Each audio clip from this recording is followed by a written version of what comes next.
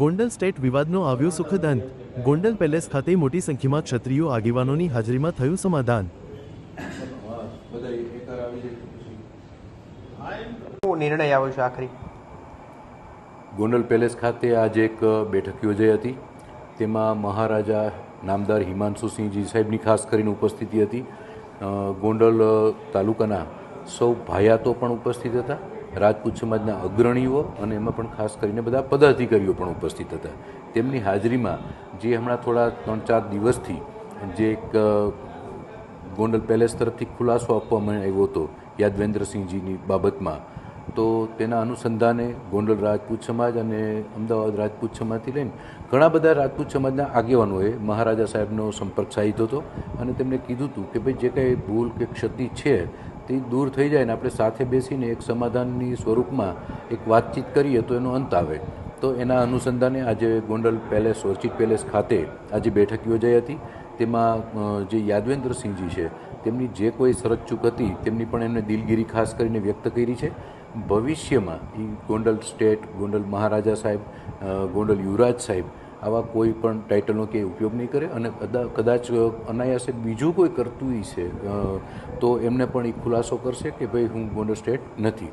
તો આ બાબતથી મહારાજા સાહેબે પણ ખૂબ જ બાબતમાં બધા ભાયાતોને સાથે બેસાડી અને આ વાતનો સુખદ અંત આવે તેના માટે થઈ અને આજે પ્રયાસ હતો અને એ બાબતનો સુખદ અંત આવી ગયો છે। જે સમાધાનમાં ખાસ કરીને કોની ઉપસ્થિતિ રહી હતી?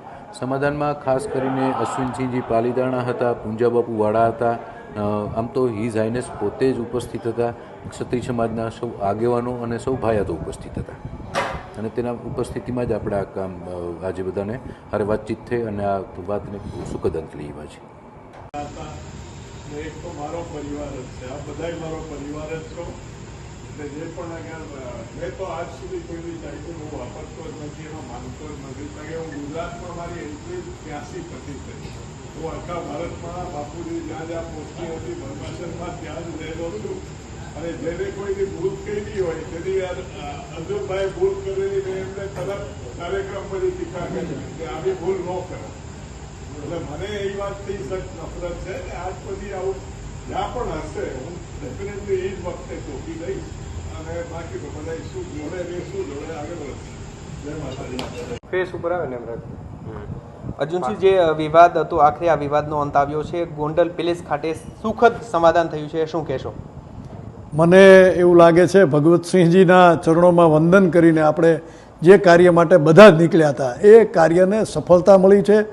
આ સમાધાન ન કહી શકાય, હું આને સમાધાન શબ્દથી આને નાનું નથી કરવા માગતો કારણ કે ગોંડલના મહારાજાએ જે પોઝિટિવ વાત કરી છે એને આપણે બધાએ ભવ્યતાથી એક સ્વીકારવી પડશે કે જે સમાજ એક કરવો હશે તો આ માફી માટે નહીં પણ સમાજ એકતા માટેનો સંદેશ બધાએ ભેગા મળે છે, સમાજ ભેગો થાય છે, એકબીજા ઉપર આંગળી ચીંધવાની નથી, એકબીજા ઉપર વાતો તોડવાની નથી, મરોડવાની નથી, આપણે એક થઈ નેક થઈ આગળ વધવાનું છે। આ એક સંદેશા સાથે આ વિવાદનો અંત આવવો જોઈએ, પરંતુ સમાજ જો એક નહીં થાય તો મારા ખ્યાલથી મને એવું લાગી રહ્યું છે અને હિઝાઇનેસ પોતે પણ એવું માને છે કે મને આ સમાજ માટેની જે પ્રેમભાવ મળ્યો છે એ લોકોના આશીર્વાદ જે રાજાઓને મળતા હતા એવા આશીર્વાદ મળે અને સમાજ માટેનું જે આપણે એક ભવ્ય કામ કરી રહ્યા છીએ, એકતા માટેનું પ્રયત્ન હતો, એની અંદર મારા તરફથી આ ફૂલ નહીં તો ફૂલની પાંખડી એટલે એક કદમ આગળ વધવાની વાત કરી છે એમણે। તો દરેક લોકોએ સમાજની એકતા કરવા માટે એક કદમ નહીં 1000 કદમ સાથે મળાવવા પડશે, એક સાથે કદમતાલ મળાવી અને આપણે સમાજની એકતાનો સંદેશ દેવો પડશે। અર્જુનસિંહ, કઈ જગ્યાએ આજે સમાધાન હતા તો યોજાયું હતું ને કોની ઉપસ્થિતિ રહેતી? ગોંડલ મુકામે હિઝાઇનસ ઓફ ગોંડલ પોતે પધાર્યા હતા, એમની સાથે તમામ ભાયાતો અહીંયાના સમાજના આગેવાનશ્રીઓ હતા, તેમજ વિદ્યાસભાના અધ્યક્ષ માનનીય અશ્વિનસિંહજી હતા, પૂંજાબાપુ વાળા માંડવગઢથી હતા, પોતે પીલુબાપુ ઉર્ફે યાદવેન્દ્રસિંહ જેઓ ગોંડલના જ ભાયાત છે એ પણ હાજર હતા, હું અર્જુનસિંહ ગોહિલ, અમે બધાએ સાથે મળી આજે ભાયાતોની સાથે મળીને અમે બધા એકતા કરવા માટે બધા ભેગા થઈને કોઈ પણ ચર્ચા જે છે એને વિવાદાસ્પદ ન રહે એ મને બહુ ખૂબ ગમ્યું છે। એટલે એ ગૌરવશાળી ક્ષણ અમારી માટે રહી છે। ખાસ કરીને જે આ સમાધાન હતું તેમાં મહત્વની વાત કરવામાં આવી છે સમાજની એકતા માટે. શું કોઈ નિર્ણય લેવાય છે તેમાં? આમાં સમાધાનની વાત, કોઈ સમાધાન ન થાય, પરંતુ પ્રેમ ભાવ થાય. સમાધાન શબ્દને વખોડી નાખ્યો છે. તમે સમજો, આ વસ્તુને આપણે સમજવી પડશે. સમાધાન શબ્દને એમણે દૂર કર્યો. ઇઝાઇનસ ગોંડલે બહુ મોટી વાત કરી છે કે સમાધાન નથી, પણ આ એકબીજા પ્રત્યેની જો ભાવના, આપણે દૂરગામી ભાવના, આપણી દુશ્મનાવટ જેવી ભાવના રાખશું તો એને દૂર કરી સમાજને એક કરવા માટે આપણે શું કરી શકીએ?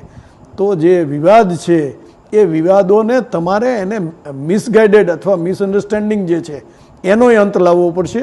એટલે ચર્ચાઓના અંતે સમાજ જે કરે તે, પણ અંતે તો સમાધાન એ જ માત્ર સમાજની એકતા માટેનો સંદેશ છે. એટલે આને બહુ ચિંતા સાથે પોતે વ્યક્ત કર્યું અને પોતે પોઝિટિવ વેમાં આગળ લઈ જવાની વાત કરી છે.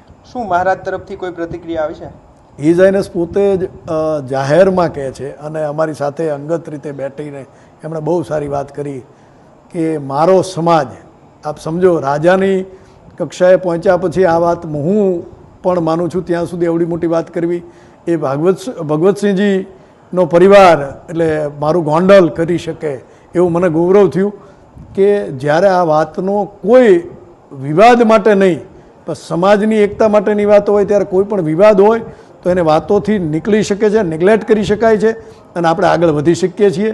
તો સમાજે આગળ વધવાનો એક સ્ટેપ હું વિનંતી કરું છું, જાહેરમાં એમણે કીધું, હું વિનંતી કરું છું કે તમે જો આગળ વધી શકતા હોય તો કોઈ પણ વિવાદ વગર આગળ વધો અને સમાજને એક કરવા માટેનો જે કાંઈ પ્રયત્ન થતો હોય કરવાનો પ્રયત્ન કરશો. Thank you.